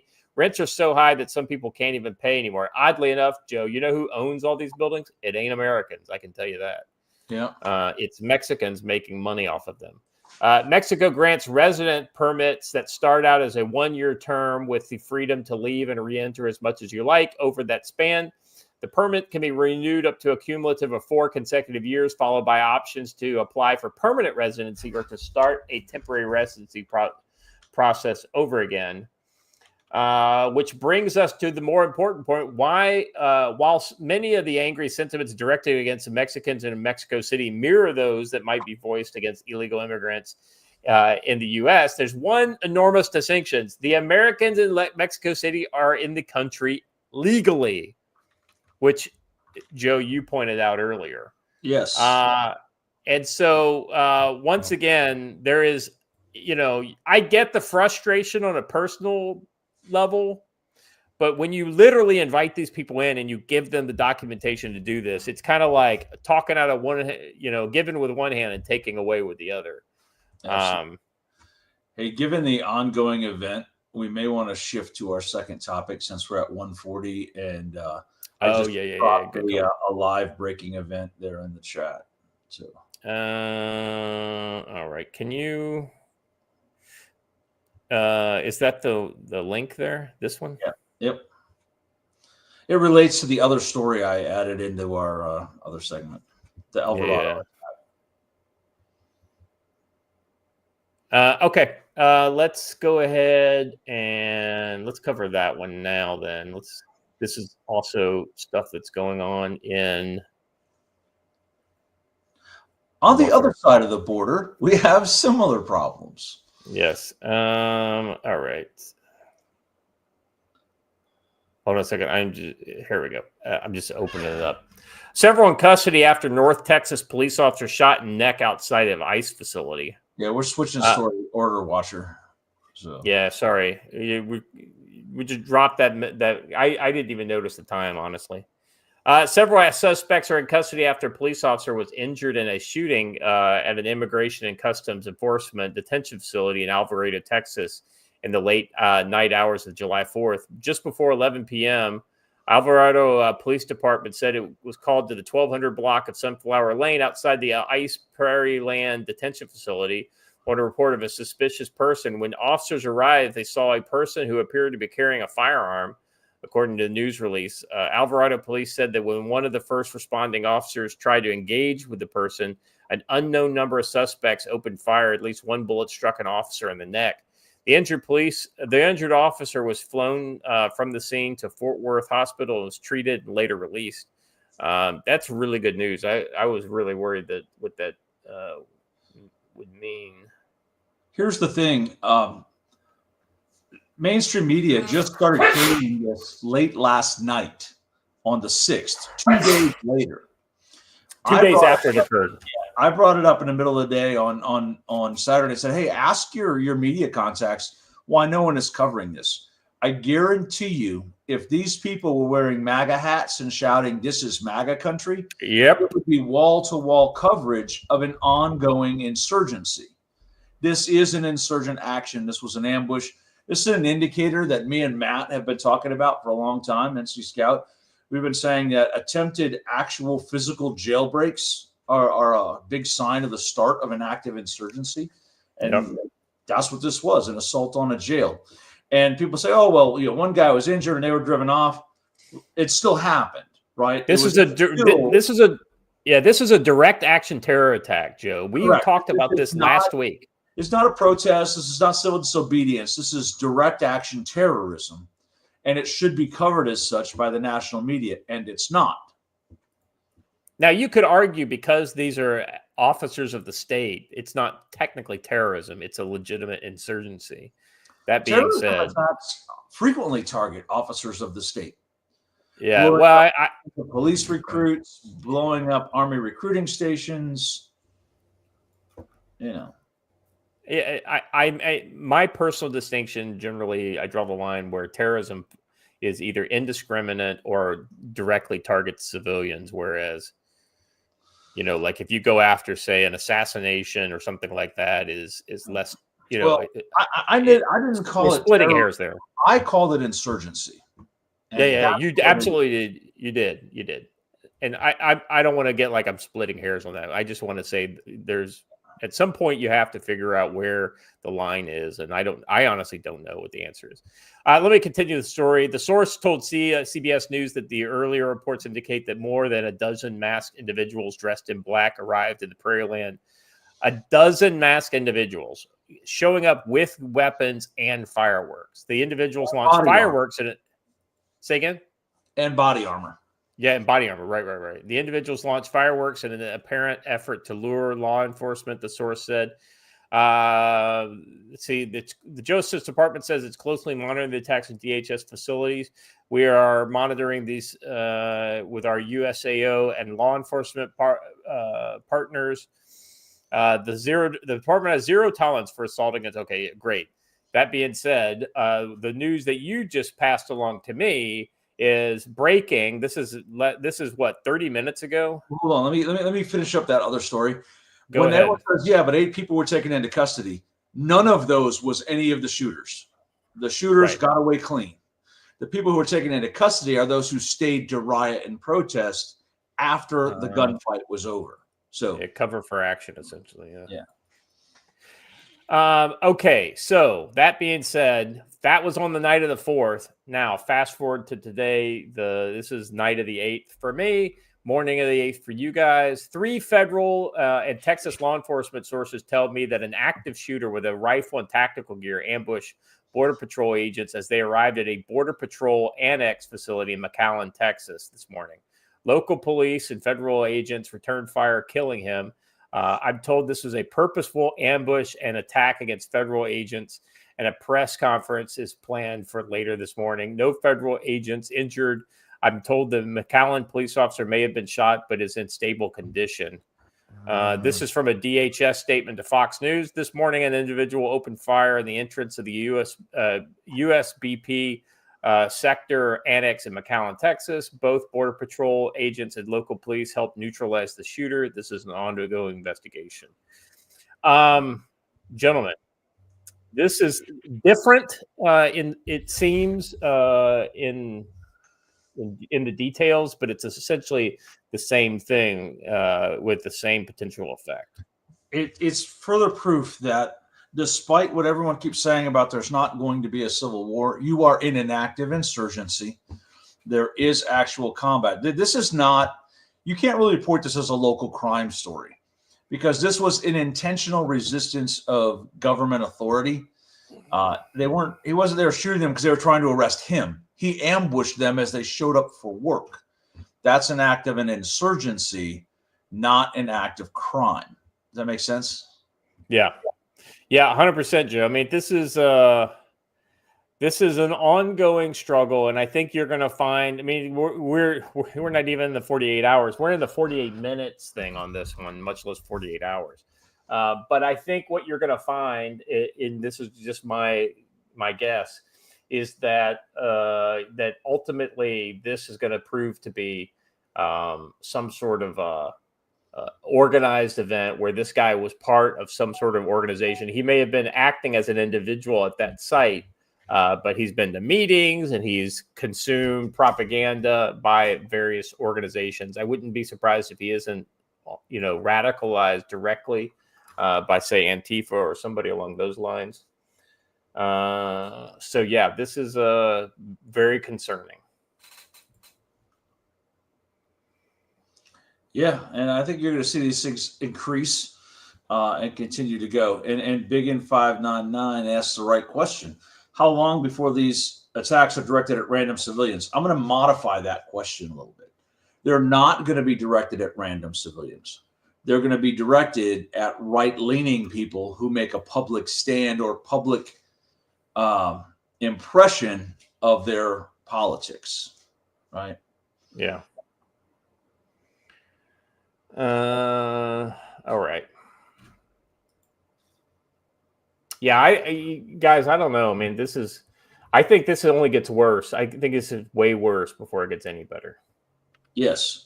And those who say that there's still hope and that the big beautiful bill is going to solve all this, or some sort of government action is going to solve all of this. It's not. What it's going to take is all of us banding together to defend our communities and defend our rights. So, hey, it turned the 8th here 12 minutes ago, so I don't know what you're talking about there. It's the 7th here. Well, you said it was the morning of the 8th in America. It is not. Yeah. You're right about that. I think when I said that, it was literally like 2 minutes past when I looked down at my clock. Yeah. So that's what I was willing to let it go, but some of our people in the chat. I know. They're sticklers, I would say this to Jay Sup: for a dude who can't get his pot roast done until 1 a.m., you really got no room to talk about dates, bro. But it was a good pot roast. It was excellent. All right. I tell you what, let's talk about this. How deep do you guys want to get into this whole? This just makes me sick just thinking about this whole thing. Honestly, we don't have much time left to cover it, and it's a great topic. I honestly almost want to save it for another day, but it's up to you. The only thing that I think we gain from saving this is that potentially more information is going to come out, because I pray there is just like some information that we just don't have, and this is all like, hey, listen, this is what we have right now. We have to speculate outside of the facts that we have. and because there's a lot of facts missing. But the problem is not the facts that are missing. It's the things that the fucking FBI are coming out and saying. This is not like, oh, well, we're still looking into it. They're saying, this didn't happen. We don't have that. This thing that we've been talking about, no, we don't have that. More than one thing too, and I think so many people are fixated on the Epstein files that I think they're missing that they're also trying to exonerate themselves of the Russiagate scandal at the same time. And there is this kind of war that's going on within the Trump administration right now about the office of the Director of National Intelligence. Yeah. Basically, what is it? Gabbard on one side and is Cotton's on the other side, right? They're kind of in opposition to each other, right? One's like the neocon side, and the other is kind of the smaller government kind of. Yeah. Isn't that the way to best describe that? No, I mean, I don't know about the situation you're talking about. It might be different than what I was thinking. The situation that I've seen is that the CIA. It's the second post that we're looking at, not the first one. So a CIA appointee So I wouldn't know that either of them is small government anything. I mean, maybe Cotton is personally. Well, so let me read what it says here, and we'll just we'll kick it around based on what it says. So the latest MAGA turf war, this one is over the size and scope of the intelligence agencies. They don't want to reform the ODNI the way Tulsi Gabbard and President Trump want to reform it, said one senior intelligence official who complained that the Cotton bill would just give the CIA more power. This long predates Tulsi Gabbard being DNI. Cotton has been on the committee for 10 years now and is a long time coming. Anybody who wants to give more power to the CIA, I got to be very clear. I'm skeptical of, yeah. Yeah, the timing of, Joe, I don't know that I ever would have said that I find myself on the same side of Tulsi Gabbard on an issue, but as little as I know about this, I'm already landing that way. Right. The timing of the legislation has nothing to do with the current leadership, and the aide told Real Clear Politics. Cotton is preparing for the coming debate over the National Intelligence Authorization Act. The aide added, preparing to keep a public pledge. During Gabbard's confirmation hearing, Cotton noted in the committee that the DNI is now larger than many of the agencies that it's established to manage and has a staff of in the thousands. I promised that this is going to change for her part. The director vowed the same and cut out redundancies and bloating. So evidently, this guy's up in his post. He says Republicans agree ODNI needs to change, but how and who accrues the power as a result? Enter DNI Gabbard and Senator Cotton. She has already cut 25% of staff, and he wants to cap the workforce at 650 and transfer some of the ODNI responsibilities to the CIA and the FBI. I want the FBI to go away, period. I don't want to give them shit. Yesterday's revelations on Epstein alleged revelations on Epstein ought to convince everyone of that. It is 100%. It says here in the further post, they don't want to reform the ODNI the way I already read that part. But for Cotton, this has been a long time. He told Gabbard as much during confirmation. And so, I think this is going to be really interesting to see where this comes out. The administration has dismissed the idea that there are any rifts amongst the presidential national security team, as it's wont to do. Stephen Chung, White House communications director, told RCP last month. And when the headlines implied that Gabbard seemed like she was in the barrel, Vice President J.D. Vance told RCP unprompted that the opposite was true. She's an essential member of our. Yeah, that's right. Because everybody was kind of asking, was she in the room or whatever when the bombing of Iran was happening and all that kind of stuff? And they confirmed that she was. So it's pretty interesting to see how this is, this internal politics of the MAGA Republican wing are kind of shaking out. And I'm not very good at following politics because I don't inherently like politics. I like policy, but I don't like politics. Gentlemen, that's all I got for today. Joe, let's go around the horn. We got a long week ahead. Where do you think we're going to go? I think we're going to see more of these attacks go because now the copycats are going to come into play. I think there's going to be a whole bunch of different things going on with that. We'll get some more details about who these attackers are and what they're doing. It's going to be wild. I also think that you're going to see some sort of a pushback from some of the prominent Republican voices. Well, I hope you will on the FBI and the absolute flip thing. There's a bunch of people asking, what about Epstein yesterday? Just so you know, the FBI and U.S. Attorney have come out and said, or Attorney General have come out and said, oh, there's no Epstein list. There's no Epstein video. He trafficked these people to no one. And it was certainly not an extortion or intelligence gathering operation. So we are closing the Epstein case. So absolutely. I told you all that a long time ago, and you all told me I was crazy and I didn't trust the plan enough. I trusted the plan exactly as it should have been trusted. So I think Matt Bracken on X puts it succinctly. The Epstein blackmail videos are too explosive to reveal. The names on the list are too big, and revealing them would be too demoralizing for our country. And the operation was being run by our greatest ally. Now, let's be honest. There's a little bit of slanted stuff there, but I think for the first bit, I absolutely agree with it. And as far as him being an asset of Israel, like, I don't know, man. I don't know any of this shit. I would bet that he was more likely an asset of Russia. But hey, what do I know? He could have been an asset of several different agencies. Russia likes to cover assets in America with Jewish people because we have sensitivities like everyone else. But it's very interesting. There's no way it was not any of these things.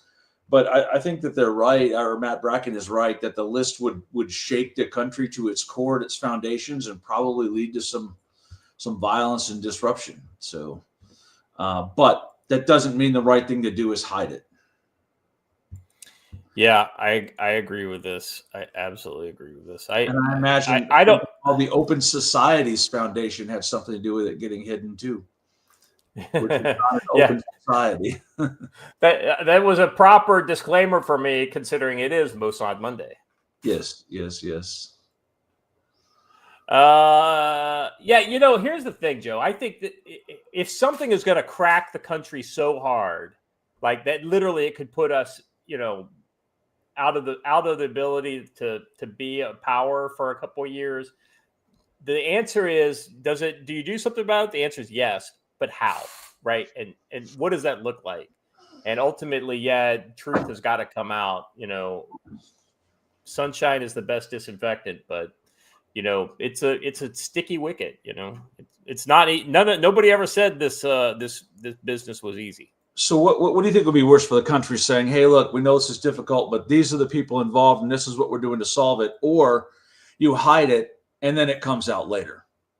That's what I'm saying. You got to figure out a way to bring it out and deal with it. And, maybe it's a dribs and drabs. I don't know the right answer. I don't know that like just total transparency at one moment is the way to go. Maybe it is. Maybe you put everything out there so far that it's just, it's unavoidable and nobody can kind of digest the whole thing.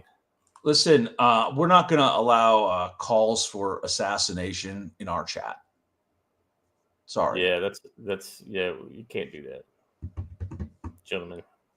Watcher, it's Monday. Yeah, Monday. Long week ahead. It is a long week ahead indeed. Stay safe out there. Reach out to your family members. Hope y'all had a good holiday.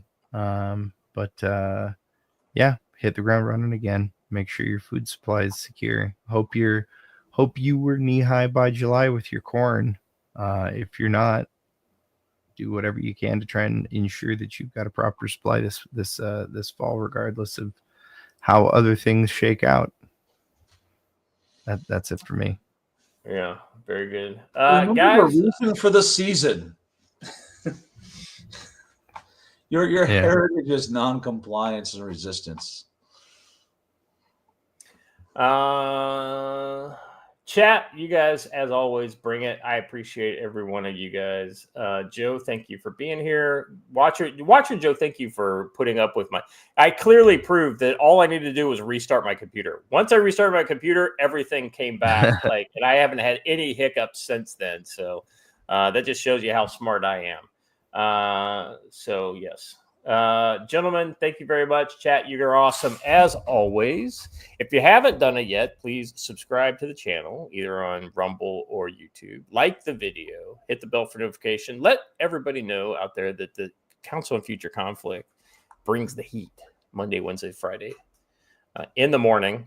So we go early so that you can just catch up whenever you want later in the day. So hit the comments up and let us know where you think all this ambiguity on this list is. I'm really curious to see, because we'll be talking about this again. I'm 100% positive. So until we have a chance to talk about it again, all y'all stay safe.